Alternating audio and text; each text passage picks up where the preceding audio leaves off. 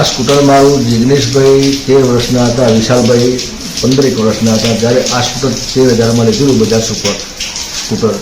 અને એ મારી પાસે કોઈ મિલકતના અંદર કશું નહોતું. આમ દામ દંડ ભેદ જે કંઈ ગણું આ સ્કૂટર હતું. અને એ સ્કૂટર મારું મહેમાન બનીને મારા ઘરે આવ્યું હતું. મારા હાથમાં આહું આવી ગયા છે. અને એ મારી પરિસ્થિતિના અંદર છોકરાઓને આ જિગ્નેશભાઈને અહીંથી હું સમોવ લઈ જાઉં, અડાલત લઈ જાઉં, ગોઝારિયા લઈ જાઉં, એ દરેક જગ્યાએ એના ઉપર ઠંડી હોય, તાપ હોય, ગરમી હોય, એ દરેક જગ્યાએ સ્કૂટર પ્રોગ્રામમાં હું લઈ જાઉં. અને એ સ્કૂટરે મને કોઈ દિવસ રસ્તામાં નથી પંચર પડી, નથી મને કાંઈ. અમુક ટાઈમની અંદર પેટ્રોલ ના હોય તો કુદરતી મારા જળિયાવીર મહારાજની કોઈ દયાથી આ સ્કૂટર લીધેલું. અને વગર પેટ્રોલે 50-50 કિલોમીટર આ સ્કૂટર પહોંચે નહીં. એટલે મારો જીવ હતો. અને એ મારા જીવને મેં આજ સમાધિ આપી દીધી મારા સન્મુખ.